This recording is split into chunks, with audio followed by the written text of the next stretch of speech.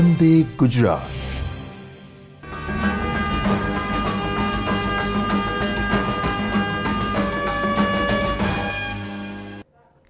નમસ્કાર વિદ્યાર્થી મિત્રો, સપુષ્પી વનસ્પતિમાં લિંગી પ્રજનન ભાગ 2 માં આપણે આજે આગળ વધીશું.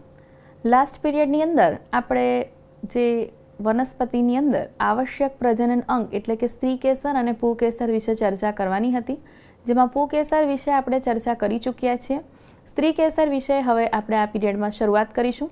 તો સ્ત્રીકેસરના ભાગો એટલે કે સ્ત્રીકેસરની અંદર આપણે પરાગાસન, પરાગવાહિની તથા બીજાશય અથવા તો અંડકનો સમાવેશ કરેલો હોય છે, જે આપણે જોઈ શકીએ છીએ.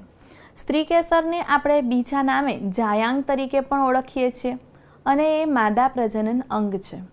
સ્ત્રીકેસરના પ્રકારો વિશે જો આપણે ચર્ચા કરીએ તો એક સ્ત્રીકેસરી એટલે કે જે પુષ્પના સ્ત્રીકેસરની અંદર ફક્ત એક જ સ્ત્રીકેસર હોય, મતલબ કે સ્ત્રીકેસર ચક્રમાં, તો એને આપણે એક સ્ત્રીકેસરી પુષ્પ તરીકે ઓળખશું. ફોર એક્ઝામ્પલ વટાણાનું પુષ્પ. જ્યારે બહુ સ્ત્રીકેસરી એટલે કે યુક્ત અને મુક્ત, જેની અંદર બહુ સ્ત્રીકેસરી, બહુ એટલે કે વધારે, જે સ્ત્રીકેસર ચક્રોની અંદર વધારે સ્ત્રીકેસરો હોય, એક કરતાં વધુ, તેને બહુ સ્ત્રીકેસરી તરીકે ઓળખીએ છીએ. જો આ બધા સ્ત્રીકેસર એકબીજા સાથે જોડાયેલા હોય તો આપણે યુક્ત સ્ત્રીકેસર તરીકે ઓળખીએ. એક્ઝામ્પલ તરીકે અફીણ, જેને આપણે ઇંગ્લિશમાં પાપાવર સોમ્નિફેરમ, જેનું વૈજ્ઞાનિક નામ છે, તરીકે ઓળખીશું.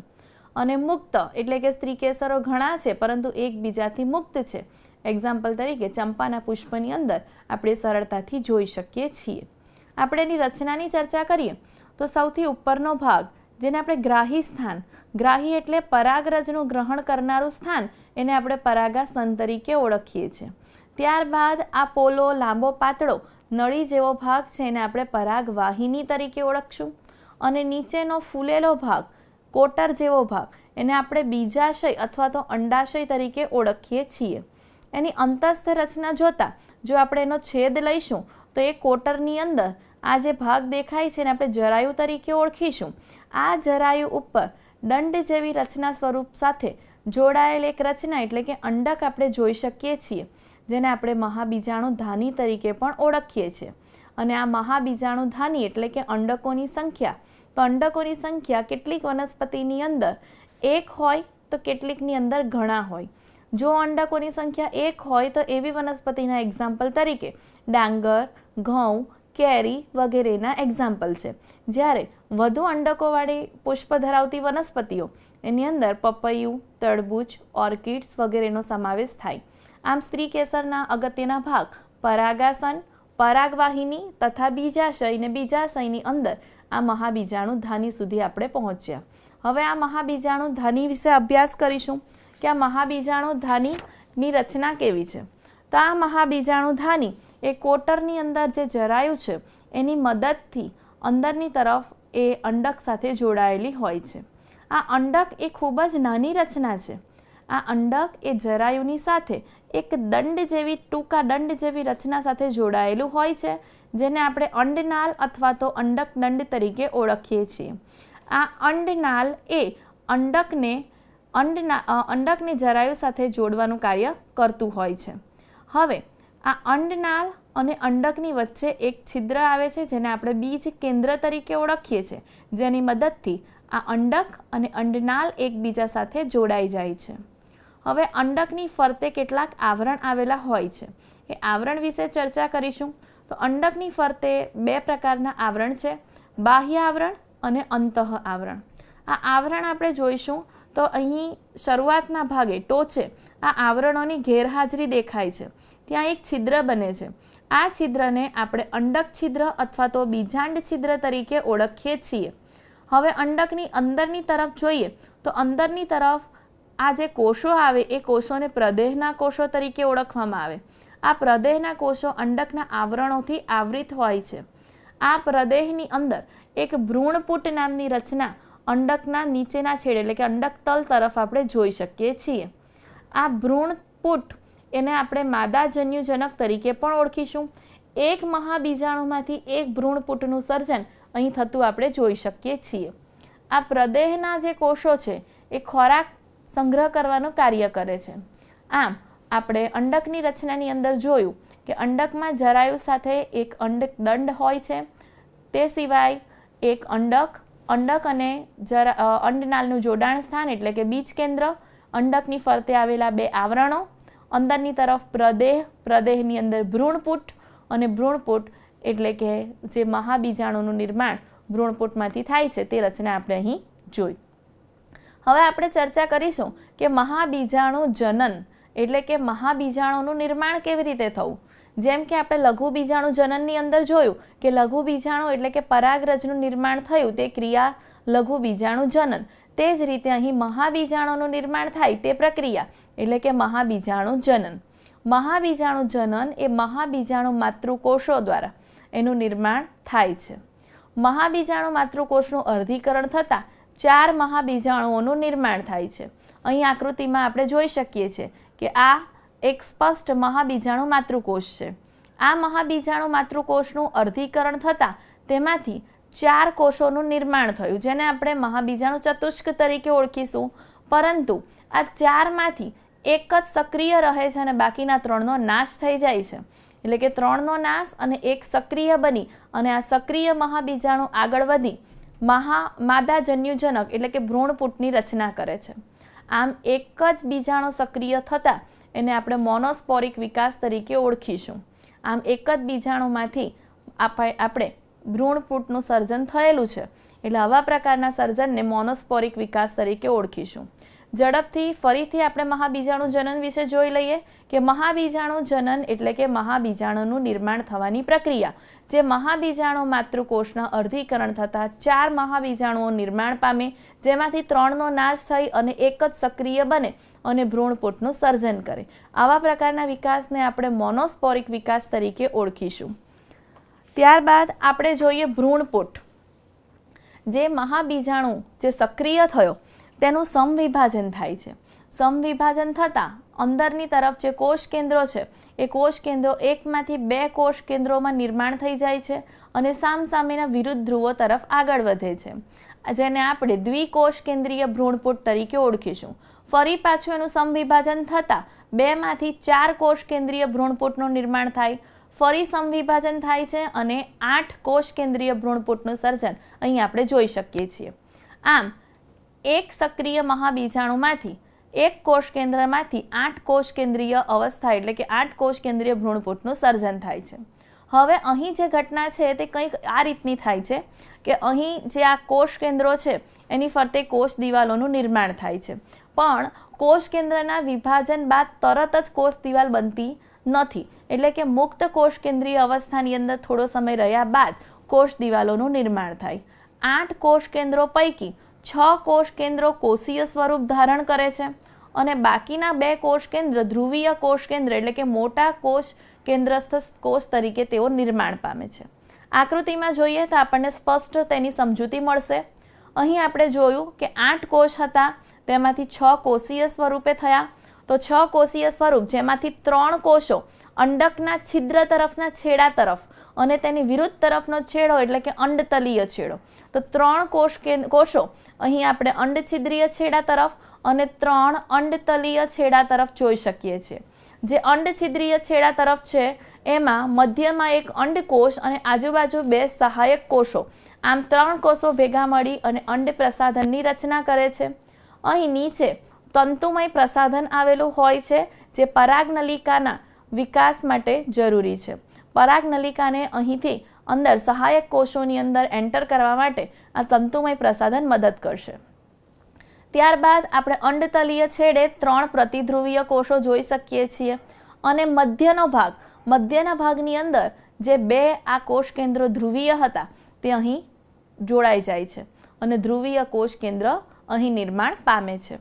આમ આપણે આ ભ્રૂણપુટની રચના જો જોઈએ તો ભ્રૂણપુટની અંદર આપણને 8 કોષ કેન્દ્ર અને 7 કોષીય રચના જોવા મળે છે. 3 કોષો આ, 3 આ અને આ 2 ભેગા મળીને એક કોષ એટલે કે કોષ થયા 7, પરંતુ કોષ કેન્દ્ર 8, કારણ કે અહીં 2 કોષ કેન્દ્રો ભેગા છે તેથી 3 અને 3 6 અને 2 8. આમ 8 કોષ કેન્દ્રીય અને 7 કોષીય રચના એ આવૃત બીજધારી વનસ્પતિના ભ્રૂણપુટની અંદર આપણે જોઈ શકીએ છીએ, જે એનું લાક્ષણિક એક એનું લક્ષણ છે. પંચાનન મહેશ્વરી નામના વૈજ્ઞાનિકે ઈસવીસન 1950ની અંદર કેટલા મહાબીજાણુઓના કોષ કેન્દ્રમાંથી ભ્રૂણપુટ ભાગ લેશે, કઈ રીતે ભ્રૂણપુટ બનશે, તેને આધારે ભ્રૂણપુટના વિવિધ પ્રકારોનો અભ્યાસ કર્યો છે, જેની અંદર મોનોસ્પોરિક, બાયસ્પોરિક અને ટેટ્રાસ્પોરિક એકમાંથી નિર્માણ પામેલ એટલે કે મોનોસ્પોરિક વિશે આપણે અત્યારે અભ્યાસ કરીએ છીએ. આમ ભ્રૂણપુટનું નિર્માણ એ એક જ સક્રિય મહાબીજાણુમાંથી થતું હોવાથી આવા પ્રકારનો વિકાસ એને મોનોસ્પોરિક ભ્રૂણ વિકાસ તરીકે ઓળખીશું. હવે આ કોષીય અવસ્થાઓની અંદર ભ્રૂણપુટની અંદર આગળ જતા હવે જે મધ્યમાં રહેલો અંડકોષ હતો એ અંડકોષનું ફલન કરવું જરૂરી છે. અંડકોષનું ફલન કરવા માટે પરાગરજમાંથી નરજન્યુ ત્યાં પહોંચે એની માટે પરાગનયનની ક્રિયા થવી એ ખૂબ જ જરૂરી છે. તો પરાગનયનની ક્રિયા આપણે જોઈશું કે પરાગનયનની ક્રિયા એટલે શું, કે પરાગનયન એટલે જ્યારે પુષ્પ પરિપક્વ થઈ જશે એની અંદરનું પરાગાશય પરિપક્વ થતાં પરાગાશયનું સ્ફોટન થાય છે. પરાગાશયનું સ્ફોટન થતાં તેમાંથી પરાગરજ મુક્ત થઈ અને સ્ત્રી કેસરના પરાગાસન ઉપર સ્થાપિત થાય. આ ક્રિયાને આપણે પરાગનયન તરીકે ઓળખીએ છીએ. અને આ પરાગનયનની ક્રિયા થવા માટે અલગ અલગ વાહકોનો પણ ઉપયોગ કરવામાં આવતો હોય છે અને આ પરાગનયનના વિવિધ પ્રકારો પણ છે. ચાલો વિદ્યાર્થી મિત્રો, આપણે અહીં ફરીથી એક વખત નજર મારીશું કે પરાગાશય પુખ્ત થતાં સ્ફોટન થાય, સ્ફોટન થાય એટલે પરાગરજ મુક્ત થાય અને પરાગરજ અહીંયા સ્ત્રી કેસરના પરાગાસન ઉપર પહોંચે.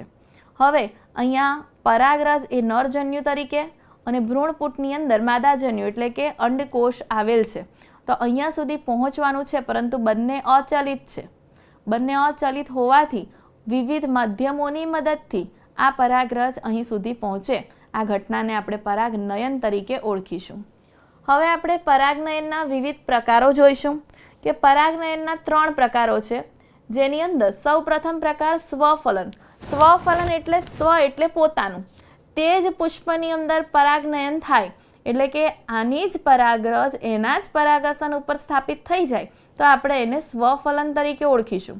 સ્વફલન ક્યારે શક્ય બનશે, કે જ્યારે આ પરાગાશય અને આ પરાગાસન બંને એકબીજાની નજીક ગોઠવાયેલા હશે તો. ક્યારે શક્ય બનશે, જો પુષ્પ દ્વિલિંગી હશે તો. કારણ કે એકલિંગી પુષ્પ હશે તો ક્યાં તો એની અંદર સ્ત્રી કેસર હશે અથવા તો એની અંદર પુકેસર હશે. એટલે પુષ્પ એ દ્વિલિંગી હોવું એ ખૂબ જ જરૂરી છે. ત્યારબાદ બીજી એક બાબત એની પર અસર કરશે કે એક જ સમયે બંને પરિપક્વ થવા જરૂરી છે. એટલે કે પરાગરજ જે સમયે પરિપક્વ થશે તે જ સમયે પરાગાસન પણ ગ્રહણશીલ હોવું જરૂરી છે.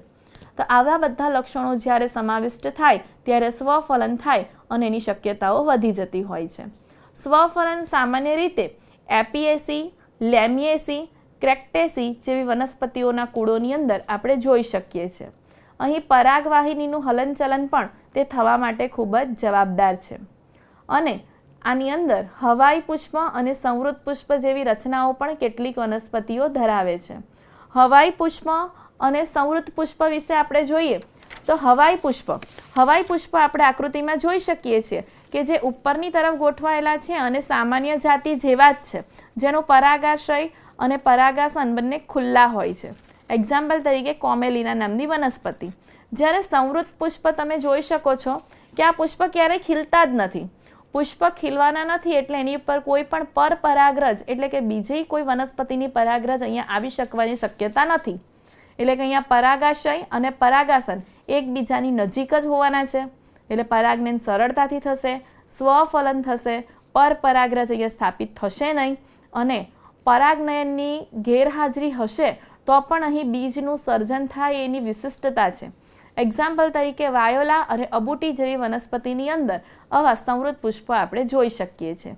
આમ હવાઈ પુષ્પ અને સંવૃત પુષ્પો એ સ્વફલન થવા માટેની એક લાક્ષણિકતાઓ આપણે કહી શકીએ છીએ. હવે આપણે બીજો પ્રકાર જોઈશું ગેઇટેનોગેમી.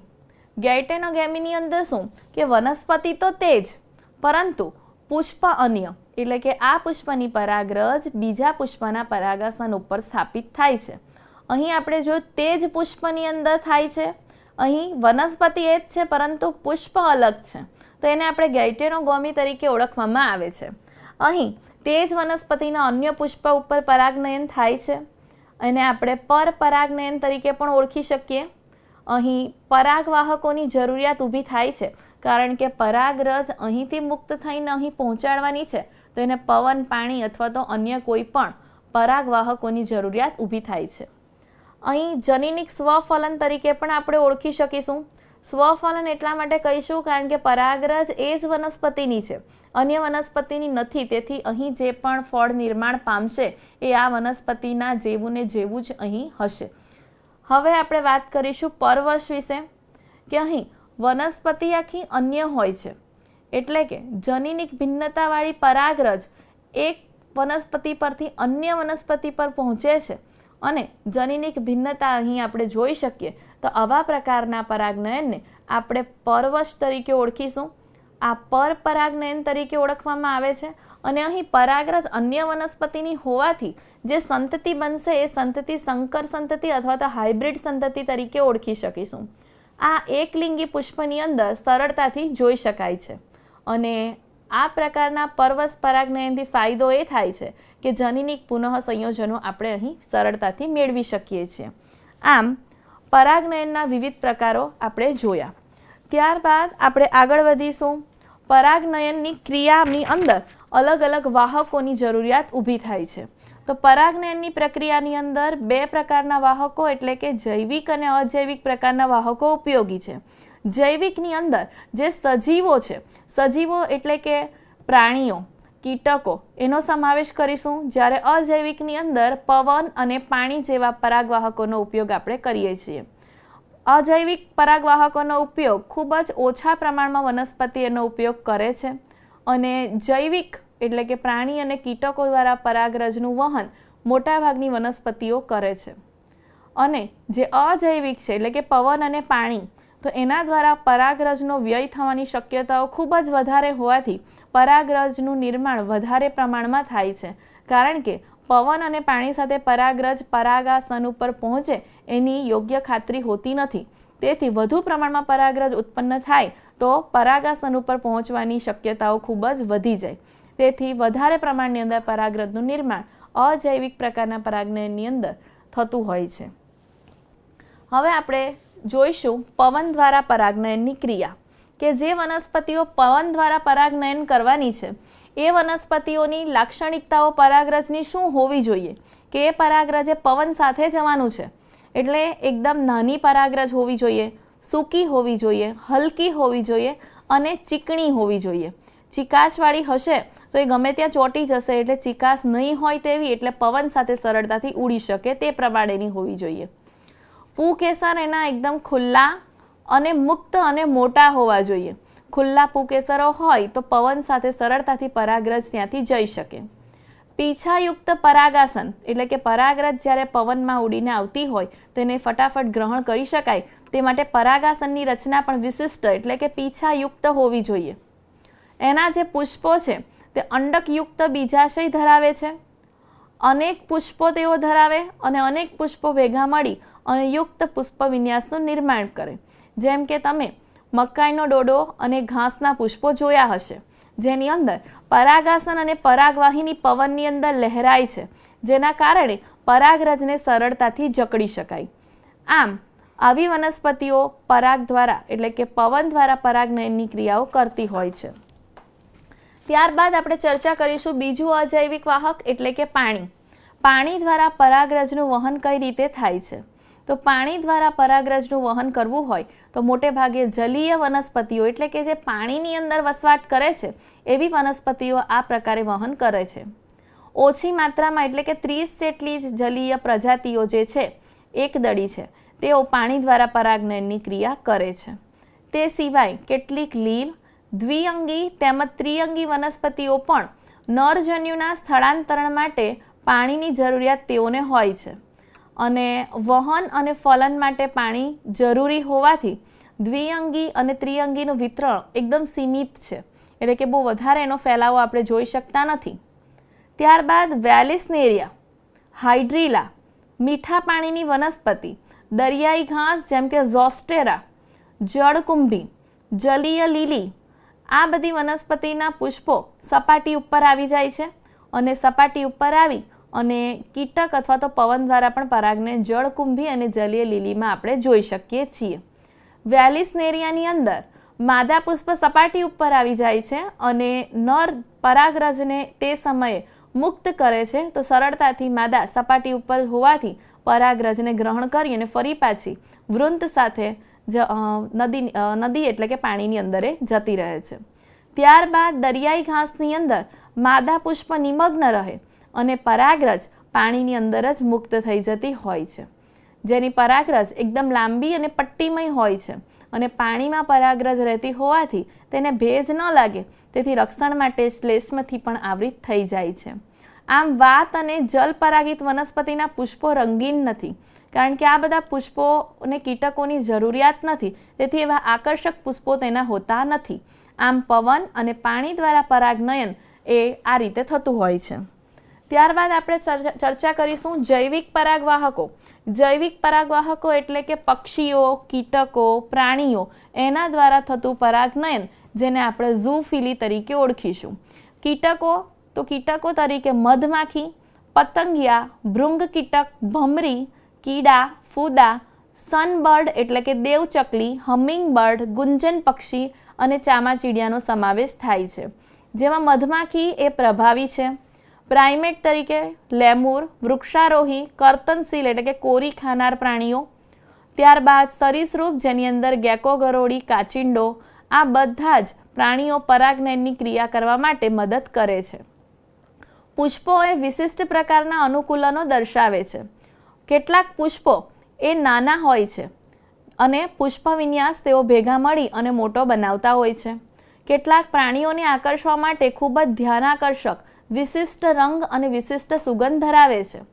માખી અને ભૃંગ કીટકોને આકર્ષવા માટે પુષ્પો ગંદી દુર્ગંધનો ફેલાવો કરે છે અને આ કીટકો પુષ્પની નજીક આવે તે માટે પુષ્પો પુરસ્કાર સ્વરૂપે મધુદ્રવ્ય તેઓને આપે છે. એ સિવાય ઈંડા મૂકવા માટેનું સલામત સ્થળ જેમ કે સુરણ નામની વનસ્પતિની અંદર એ 6 ફૂટ પે એના પુષ્પો સર્જાય છે, તો એના બીજા સૈન્ય પાસે તે ફૂદાઓ પોતાના ઈંડા મૂકી જતા હોય છે. તે સિવાય પ્રાણીઓના દેહ પર પરાગરજનું આવરણ થઈ જાય છે. પુષ્પની મુલાકાત જ્યારે પ્રાણી લેશે ત્યારે પરાગાશયનો સ્ફોટન થાય એટલે પરાગરજ તેની પર આવૃત થઈ જશે. પરાગરજ ખૂબ જ ચીકણી હોય છે. ચીકણી હોવાથી એ પ્રાણી સાથે સરળતાથી ચોંટી જશે. એ સિવાય ફૂદા અને યુક્કા, આ ફૂદા અને યુક્કા વનસ્પતિ એકબીજા સિવાય પોતાનું જીવનચક્ર પૂર્ણ નથી કરી શકતા, કારણ કે ફૂદા એ યુક્કાના બીજાશયના પોલાણની અંદર ઈંડા મૂકે છે અને પુષ્પ એ ફૂદા દ્વારા પરાગિત થાય છે અને બીજ વિકસે ત્યારે જ ઈયળ અથવા તો ડીંભ એ બીજાશયમાંથી બહાર આવે.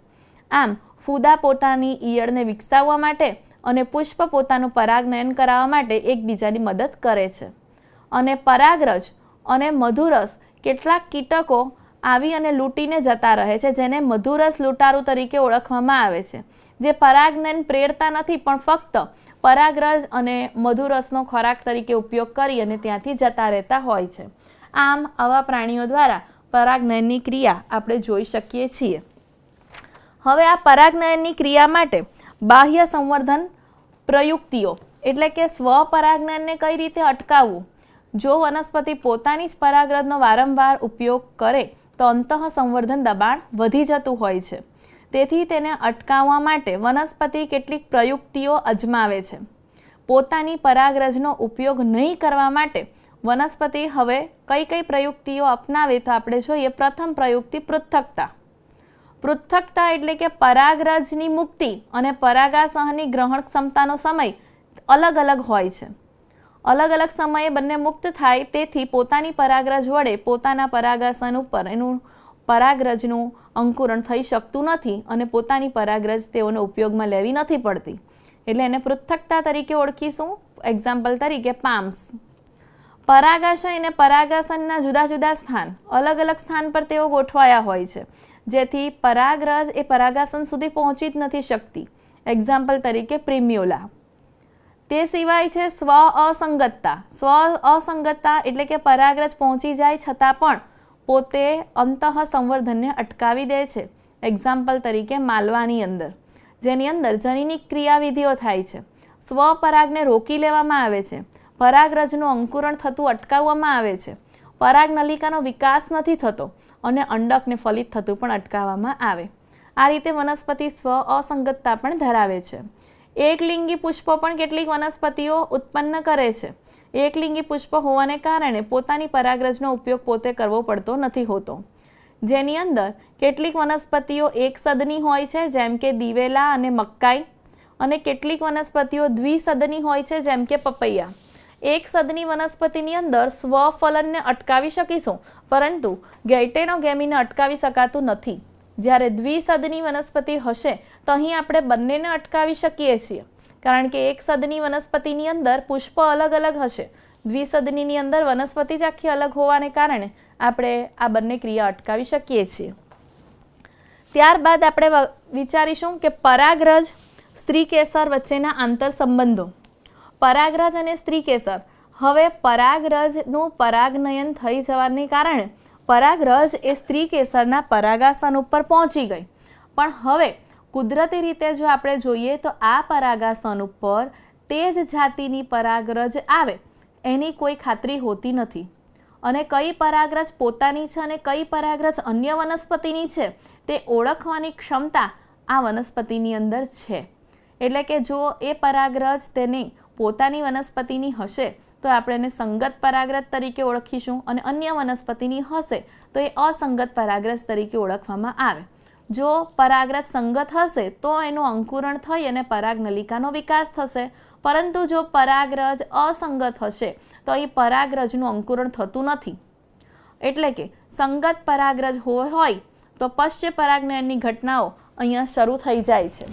હવે કઈ રીતે પરાગરજ સંગત છે કે અસંગત એ કઈ રીતે સ્વીકારવામાં આવે તેની માટેના 3 લક્ષણો છે કે પરાગરજની અંદર રહેલા રાસાયણિક ઘટકો પરથી, પરાગરજની દિવાલમાં આવેલા પ્રોટીનના ઘટકો પરથી તથા જલ વિઘટિત ઉત્સેચકો દ્વારા વનસ્પતિ નક્કી કરે છે કે આ પરાગરજ સંગત છે કે અસંગત, અને આને દ્વારા આંતરક્રિયાઓ પણ વૈજ્ઞાનિકો ઓળખી અને કરી શકે છે. આ જ્ઞાનનો ઉપયોગ ઇચ્છિત સંકર જાતો મેળવવા માટે પણ કરવામાં આવે છે. હવે આપણે પરાગરજ સ્ત્રીકેસરના શું સંબંધો છે તે જોઈશું. કે હવે ધારો કે પરાગરજ સંગત છે, આ લક્ષણો દ્વારા વનસ્પતિએ જાણ્યું, તો હવે એ પરાગરજનું અહીંયા અંકુરણ થાય છે. જનન છિદ્રમાંથી અંતઃ આવરણ જે હતું તે બહાર નીકળે છે, જે પરાગનલિકાની અંદર વિકાસ પામે છે. આ પરાગનલિકા ધીમે ધીમે પરાગાસનમાંથી આ પરાગવાહિનીમાંથી પસાર થઈ અને બીજાશય તરફ આગળ વધે છે. બીજાશય તરફ નીચેના છેડેથી અંડછિદ્રીય છેડા દ્વારા એ દાખલ થાય છે ભ્રૂણપુટ પાસે, અને અહીંયા રહેલા તંતુમય પ્રવર્ધોની મદદથી એ આ સહાયક કોષો પાસે પહોંચે છે. તો આ પ્રકારની રચના અહીંયા આપણે જોઈ શકીએ છીએ. પરંતુ જ્યારે આ પરાગનલિકા આગળ વધે ત્યારે એની અંદરની તરફ આગળ આપણે ફર્સ્ટ પીરિયડમાં ચર્ચા કરી ગયા કે દ્વિકોષીય અથવા તો ત્રિકોષીય અવસ્થાઓ હોય છે. દ્વિકોષીય એટલે કે એક વાનસ્પતિક કોષ અને એક જનન કોષ હાજર હોય તો, અને જો આ જનન કોષનું વિભાજન થઈ અને 2 નરજન્યુઓનું નિર્માણ થઈ જાય તો ત્રિકોષીય અવસ્થા. આ અવસ્થાઓની અંદર આ કોષ અંદર આગળ વધતા હોય છે. તો આ પ્રકારે પરાગરજ અને સ્ત્રીકેસરના આંતર સંબંધો આપણે જોઈ શકીએ.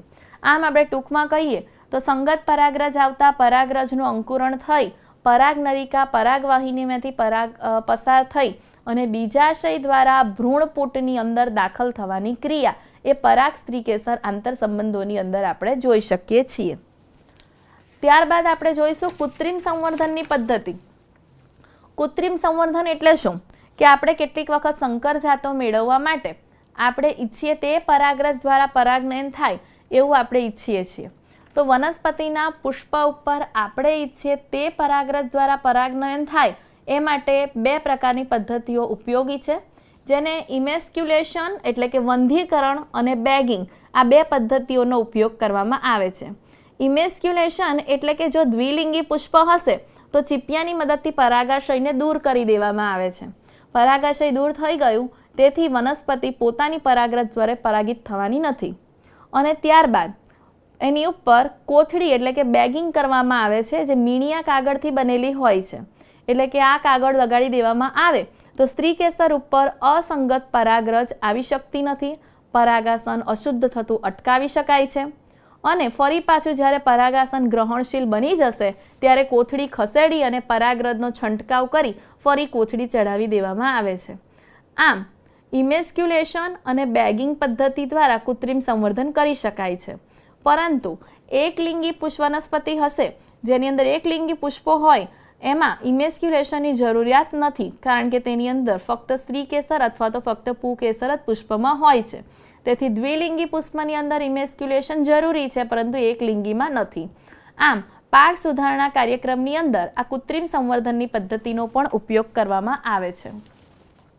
હવે આપણે જોઈશું બેવડું ફલન. બેવડું ફલન એટલે કે અહીંયા જ્યારે આપણે ચર્ચા કરી તે મુજબ કે પરાગરજનું અંકુરણ થતાં પરાગ નલિકા જ્યારે બીજાશય પાસેથી ભ્રૂણપુટ તરફ આગળ વધે છે ત્યારે એની અંદર 2 નરજન્યુઓ આવેલા હોય છે.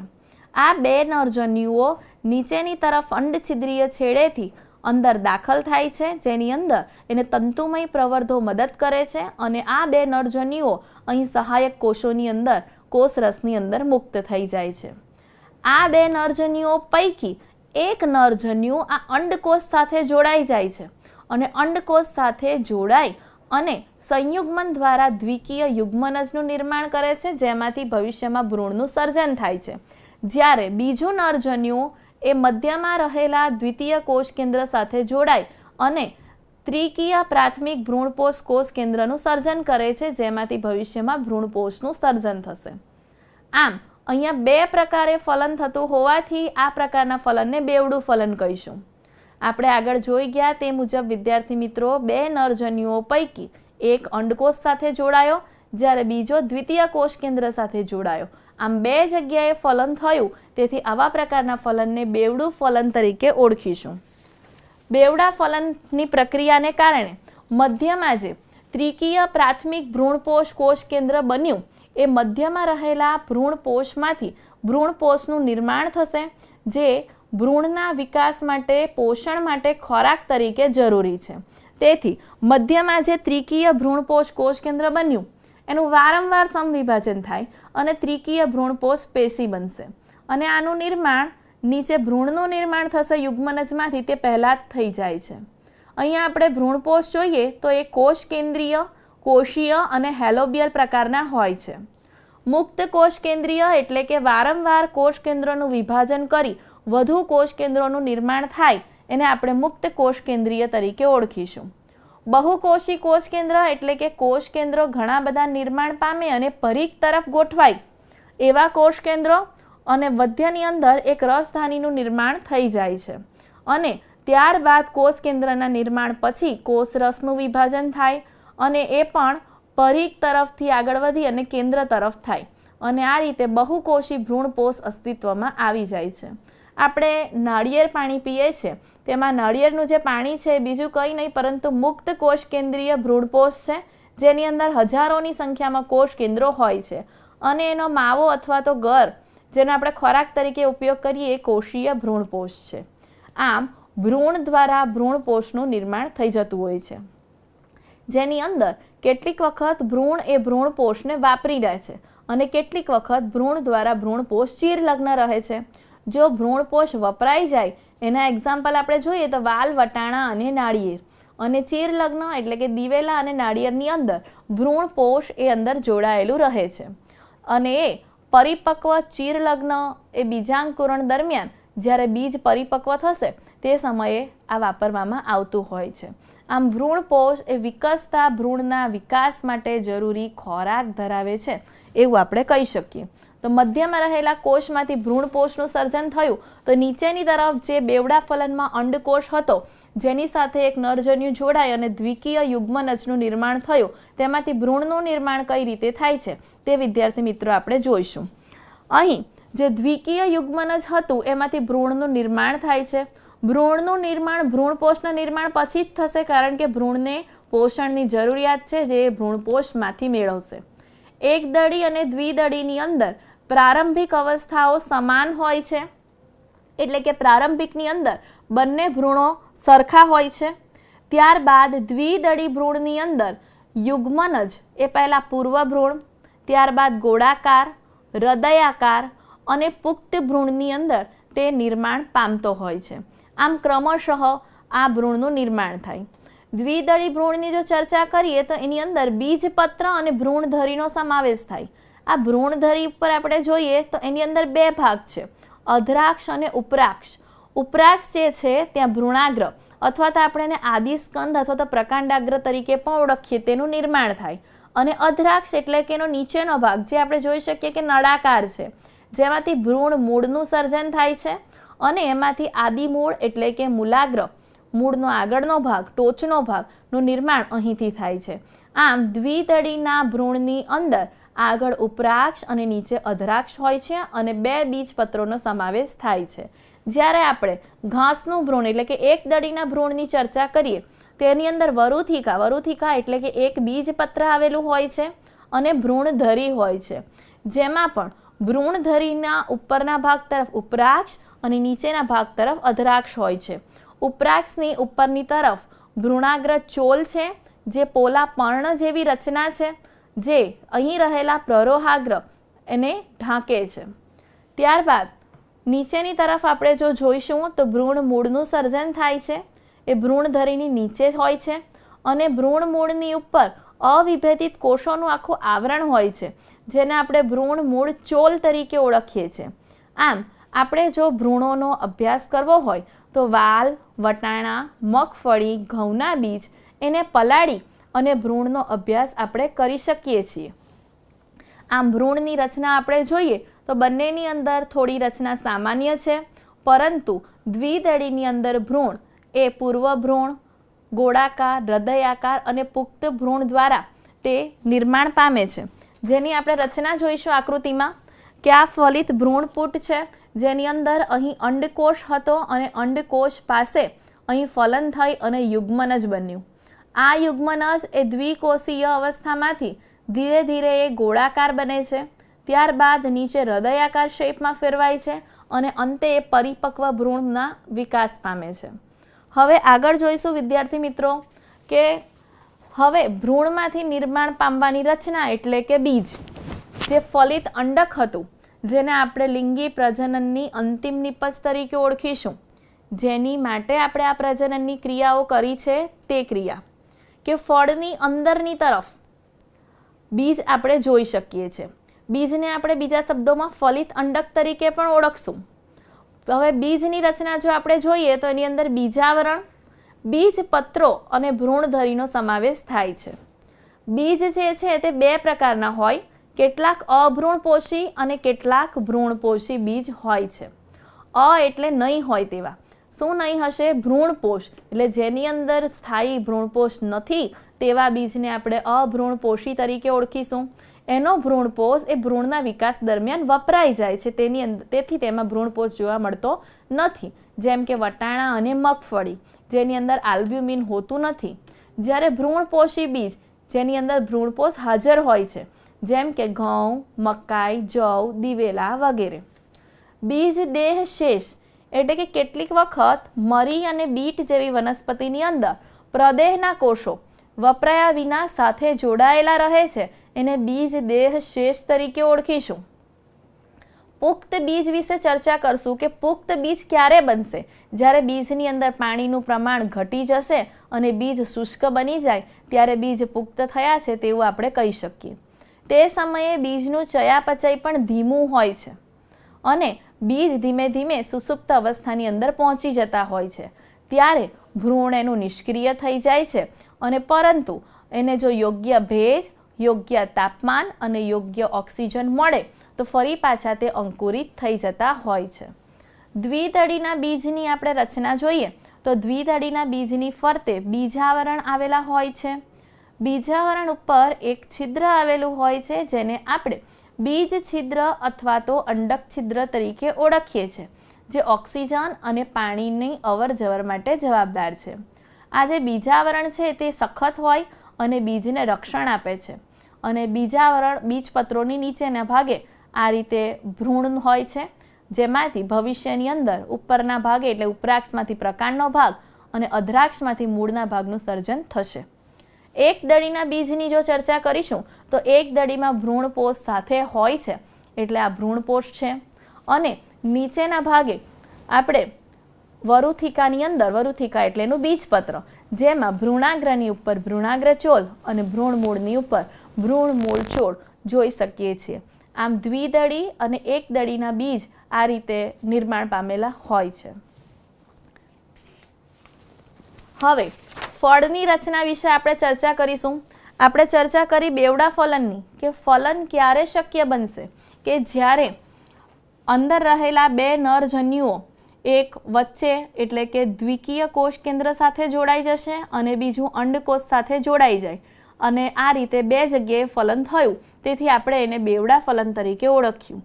તો જ્યારે નીચેની તરફ એટલે કે અંડકોષ સાથે જ્યારે નરજન્યુ જોડાઈ જાય, એ ફલનની ક્રિયા કમ્પ્લીટ થાય, ત્યારે ત્યાંથી બીજ બની જશે અને આખું જે બીજાશય હતું એ ફળની અંદર પરિણમશે, અને બીજાશયની દિવાલ હતી એ ફળની દિવાલની અંદર રૂપાંતરિત થઈ જાય.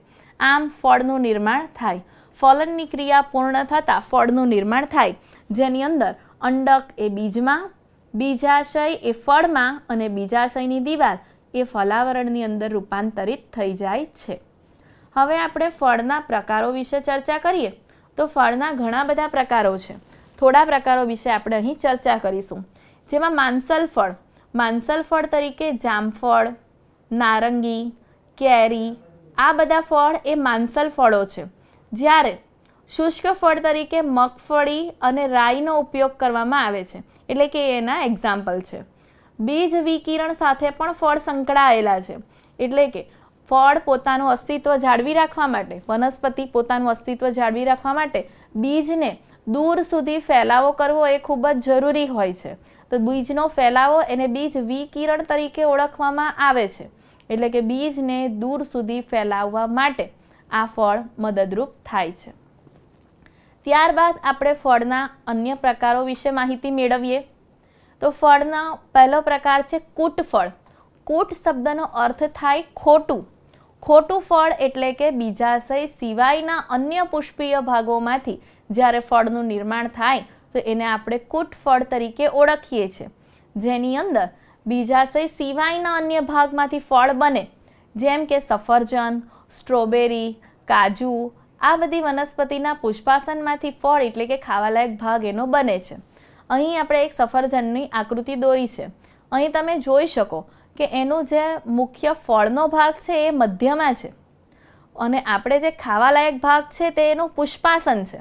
અહીં બીજ, આ અંતઃફલાવરણ અને આ એનું ફળ છે, એટલે કે બીજાશયનો ભાગ અંદર છે, પરંતુ બીજાશય એ ફળ બનવામાં ભાગ ન લેતા પુષ્પાસને ફળ બનાવ્યું, એટલે કે ખાવાલાયક ભાગ એ પુષ્પાસન બન્યું. તેથી સફરજનને આપણે કૂટ ફળ તરીકે ઓળખીએ છીએ.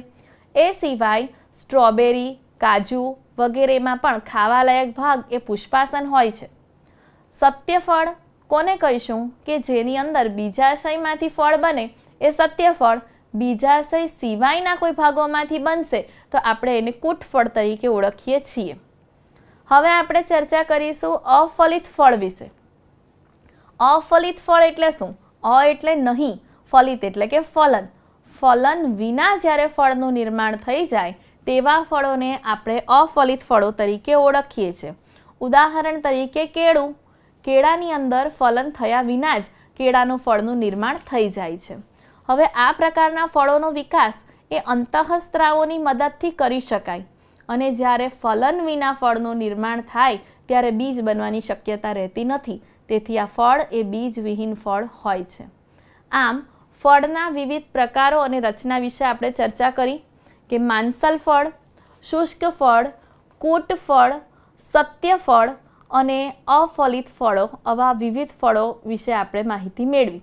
આમ જ્યારે પણ ફલનની ક્રિયા પૂરી થશે ત્યારે અંડકમાંથી બીજ, બીજાશયમાંથી ફળ અને બીજાશયની દિવાલ એ ફલાવરણની અંદર પરિણમે, એટલે આપણા ફળનું નિર્માણ થયું એવું આપણે કહી શકીશું. આગળ વધીશું આપણે, કે આ જે બીજ છે એ બીજની અગત્યતા શું છે. તો બીજ એ પરાગનયનની ક્રિયા માટે, ફલનની ક્રિયા માટે અહીં પાણી આધારિત નથી, પરંતુ જ્યારે બીજનું નિર્માણ થશે ત્યારે પાણીની જરૂરિયાત ઊભી થાય છે. આમ નવા વસવાટની અંદર અંકુરિત થવા માટે પણ બીજ એ પોતે અનુકૂળ હોય છે. પોતાની જાતિનું પોતાનુંપણું જાળવી રાખવા માટે પણ બીજ એ અગત્યનું છે. બીજ એ સંચયી ખોરાક ધરાવે છે, જેના કારણે ભ્રૂણ એ અંકુરિત થઈ શકે જ્યાં સુધી એ પ્રકાશ સંશ્લેષણ કરી અને પોતે પોષણ ન મેળવે ત્યાં સુધી એનો ઉપયોગ એ કરી શકે છે. બીજનું બીજાવરણ એ ભ્રૂણને રક્ષણ આપવાનું કાર્ય કરે છે. નવા જનીનિક સંયોજન સર્જી અને ભિન્નતા પ્રેરવા માટે પણ બીજ એ ખૂબ જ ઉપયોગી છે. બીજ એ કૃષિનો પાયો છે, કારણ કે બીજ વિના આપણે ખેતી કરી શકીએ નહીં. બીજ રોપ્યા બાદ જ આપણે ખેતી કરી અને પાક મેળવી શકીએ. તેથી બીજને આપણે કૃષિના પાયા તરીકે ઓળખીએ છીએ. બીજની વિશિષ્ટતા છે કે તે જલરહિત થઈ જાય છે. જો આપણે તેને તડકામાં રાખીશું તો અંદર રહેલું પાણી સુકાઈ જતાં બીજ શુષ્ક બને છે, અને આ જે શુષ્ક બીજ બને તો જ આપણે તેને આખું વર્ષ સંગ્રહી શકીએ છીએ, અને સંગ્રહિત કરેલા બીજનો આપણે ખોરાક તરીકે ઉપયોગ કરી શકીએ છીએ, અને આગામી વર્ષોની અંદર પાક લેવા માટે બીજારણ તરીકે પણ આપણે એનો ઉપયોગ કરી શકીએ છીએ. આમ બીજ એ આ બધા કાર્યો માટે ઉપયોગી છે. હવે આપણે જોઈશું બીજની જીવિતતા વિશે, કે બીજની જીવિતતા એટલે શું? કે બીજ વિકિરણ થઈ જાય. વિકિરણ એટલે કે જ્યારે ફળમાંથી મુક્ત થઈ અને દૂર સુધી ફેલાય તે ક્રિયા. તો બીજનું વિકિરણ થઈ જાય પછી મોટે ભાગે થોડા મહિનાઓ સુધી, તો કેટલાક બીજ થોડા વર્ષો સુધી પોતે જીવિત રહેતા હોય છે. અને વૈજ્ઞાનિકોના સંશોધનો અનુસાર એવા કેટલાક બીજ અને કેટલીક વનસ્પતિઓ અત્યારે ઉપલબ્ધ થઈ છે જે હજારો વર્ષોથી પણ સુસુપ્ત અવસ્થામાં જે બીજ હતા તેને રોપતા તેની જીવિતતા તેની પ્રાપ્ત થઈ છે, અને તેઓ ફરી પાછા પુષ્પ અને બીજ અંકુરિત કરી શક્યા છે.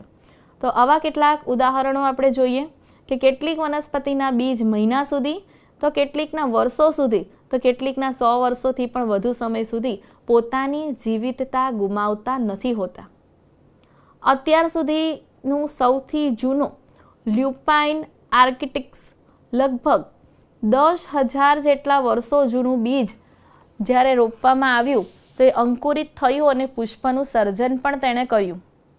હાલમાં જ એક ખજૂરી જે 2000 વર્ષ જૂનું બીજ છે તેને રોપતા એ પ્રાપ્ત થયું છે. ત્યારબાદ મૃત દરિયાની નજીક રાજન હેરોડના મહેલની અંદરથી એક ખજૂરી મળી છે જે પણ ઘણા વર્ષો જૂની છે. ઓર્કિડની આપણે જો ચર્ચા કરીએ તો ઓર્કિડની ફળની પણ વિશિષ્ટતા જો આપણે જોઈએ તો એની અંદર હજારો નાના બીજ આવેલા હોય છે. પરોપજીવી વનસ્પતિ ઓરોબેન્કી અને સ્ટ્રાઇગિયામની અંદર પણ આવા બીજો જોઈ શકીએ છીએ. વડના ટેટાની અંદર રહેલા નાના નાના સૂક્ષ્મ બીજો એ મહાકાય વૃક્ષનું સર્જન કરી શકે છે. આમ આવા બીજની અગત્યતાઓ છે જે નાનામાં નાના બીજ એ મોટામાં મોટા વનસ્પતિનું સર્જન પણ કરી શકે છે. ત્યારબાદ આપણે જોઈશું અસંયોગી જનન. અસંયોગી જનન એટલે કે બીજ ફલનની અંતિમ નિપજ છે એ આપણે જાણીએ છીએ, પરંતુ એસ્ટરેસી અને ઘાસના કુળની કેટલીક વનસ્પતિઓ ફલન વિના જ બીજનું નિર્માણ કરી દે છે. આમ ફલન વિના બીજનું નિર્માણ થાય તે પ્રક્રિયાને આપણે અસંયોગી જનન એટલે કે અનિર્ભેળતા તરીકે ઓળખીએ છીએ, જેને એપોમિક્સિસ અથવા તો પાર્થેનોજીનેસિસ તરીકે પણ ઓળખવામાં આવે. આમ ફલન વિના જ્યારે ફળ બની જાય તો તેવા ફળને આપણે અફલિત ફળ તરીકે ઓળખીશું. અર્ધીકરણ વિના હવે જ્યારે ફળનું નિર્માણ થાય તો ભ્રૂણપુટના અથવા તો બીજાશયના અલગ અલગ ભાગો દ્વારા ફળ બની જાય તો આપણે જોઈશું કે અર્ધીકરણ વિના દ્વિકીય અંડકોષ બની જાય છે. ફલન વિના જ ભ્રૂણ બની જાય છે. લીંબુ, કેરી જેવી વનસ્પતિની અંદર એના ભ્રૂણપુટની આસપાસ જે પ્રદેહના કોષો છે તેમાંથી ભ્રૂણનું સર્જન થઈ જાય છે, જેને કારણે ઘણા બધા ભ્રૂણો નિર્માણ પામે છે. આવા પ્રકારની રચનાને આપણે બહુભ્રૂણતા તરીકે ઓળખીશું. આમ એકકીય અસંયોગી જનનમાં પણ ભ્રૂણ એ અફલિત અંડકોષમાંથી બની જાય, અને આવા ભ્રૂણ અફલિત અંડકોષ પોતે એકકીય છે, તેથી તેનું ભ્રૂણ પણ એકકીય જ હોય છે. નારંગી જેવી વનસ્પતિના બીજને જો આપણે દબાવીએ તો એના બીજની અંદર અલગ અલગ કદ અને આકારના વિવિધ ભ્રૂણો આપણે અંદર જોઈ શકીએ છીએ. આમ અસંયોગી જનન દ્વારા આપણે ફલન વિના બીજની પ્રાપ્તિ કરી શકીએ છીએ. અસંયોગી જનન એ ખૂબ જ મહત્વની પ્રક્રિયા છે, જેની અંદર ખોરાક અને શાકભાજીની સંકર જાતો, સંકર એટલે કે અલગ અલગ મિશ્ર કરીને બનાવવામાં આવેલી જાતો, એનું ઉત્પાદન મેળવવા માટે અસંયોગી જનન એ ખૂબ જ ઉપયોગી છે. તે સિવાય સંકર જાતની ઉત્પાદકતા પણ ઊંચી હોય છે. સંકર બીજ દર વર્ષે નવા ઉત્પન્ન કરવા પડતા હોય છે.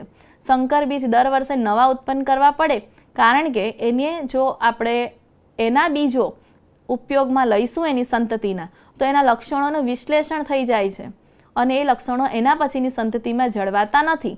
તેથી સંકર બીજનું ઉત્પાદન મોંઘું હોવાથી આવા હાઇબ્રિડ જાતિને જો અસંયોગી જનન દ્વારા રૂપાંતરિત કરવામાં આવે તો લક્ષણોનું વિશ્લેષણ ન થાય, ખેડૂતોને દર વર્ષે આવા સંકર બીજ ખરીદવા ન પડે અને આ રીતે તેઓ સંકર પાક મેળવી શકે. તે માટે પણ અસંયોગી જનન એ ઉપયોગી છે. વિશ્વભરની પ્રયોગશાળાની અંદર આ સંકર બીજો મેળવવા માટે ઘણા પ્રયોગો થઈ રહ્યા છે અને જનીનની જનીનિકતા સમજવા માટે પણ તે જરૂરી છે. અસંયોગી જનન એ સંકર જાતની અંદર વહન માટે પણ ખૂબ જ સંશોધનો હાલ થઈ રહ્યા છે. આપણે તો વિદ્યાર્થી મિત્રો આ પ્રકરણની અંદર આપણે પહેલેથી છેલ્લે સુધી જો આપણે ચર્ચા કરીએ તો પુષ્પમાંથી ફળ અને બીજનું નિર્માણ કેવી રીતે થાય તેના વિશે આપણે ચર્ચા કરી ચૂક્યા છીએ કે પુષ્પ, આપણે સૌપ્રથમ પુષ્પની રચના વિશે અભ્યાસ કર્યો અને પુષ્પની રચનામાં પણ તેના અગત્યના આવશ્યક અંગો એટલે કે પુંકેસર અને સ્ત્રીકેસર વિશે ચર્ચા કરી. પુંકેસરની અંદર પણ એનું જે પરાગાશય છે એના છેદની અંદર લઘુ બીજાણુ ધાનીઓ જોઈ. લઘુ બીજાણુ ધાનીની અંદર રહેલા લઘુ બીજાણુઓ જોયા, જેને આપણે પરાગરજ તરીકે ઓળખીશું, એટલે કે નરજન્યુજનકનો વિકાસ આપણે જોયો.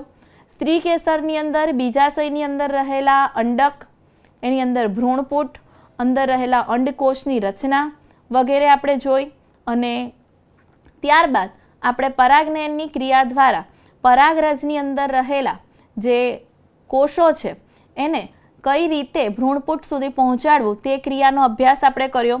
પરાગનયનની ક્રિયા બાદ પરાગરજ સ્ત્રીકેસર આંતર સંબંધો એટલે કે કઈ રીતે પરાગરજ સ્ત્રીકેસરના નીચે ભ્રૂણપુટની અંદર રહેલા અંડકોષ સુધી નરજન્યુ પહોંચાડે તે ક્રિયા જોઈ. ત્યારબાદ અગત્યની ક્રિયા એટલે કે ફલનની ક્રિયા. ફલનની ક્રિયા આપણે અભ્યાસ કર્યો કે બેવડું ફલન કઈ રીતે થયું, કારણ કે એક ફલન થાય છે નીચેની તરફ એટલે કે અંડ પ્રસાધનમાં રહેલા અંડકોષ તરફ અને બીજું મધ્યમાં રહેલા દ્વિતીય કોષ તરફ ફલનની ક્રિયાઓ થાય છે. ફલનની ક્રિયા થતાં જે નીચેની તરફ એટલે કે ભ્રૂણ તરફ જે આ કોષ છે જ્યાં યુગ્મનજનું નિર્માણ થયું, એ યુગ્મનજમાંથી ભ્રૂણનું નિર્માણ અને ભ્રૂણમાંથી બીજનું નિર્માણ થયું. ભ્રૂણને જે પોષણની જરૂરિયાત હતી એ ત્રિકીય ભ્રૂણપોષમાંથી મળી ગયું અને સમગ્ર જે બીજાશય હતું એ ફળની અંદર પરિણમ્યું. આમ પુષ્પમાંથી ફળ બનવા માટેના વિવિધ તબક્કાઓ અને વિવિધ રચનાઓ આપણે આ પ્રકરણની અંદર નિહાળી અને પરાગનયનના પ્રકારો અને એ સિવાય અસંયોગી જનન અને વિશિષ્ટ બધી પદ્ધતિઓનો અભ્યાસ આપણે આ પ્રકરણની અંદર કર્યો. આભાર. Thank you.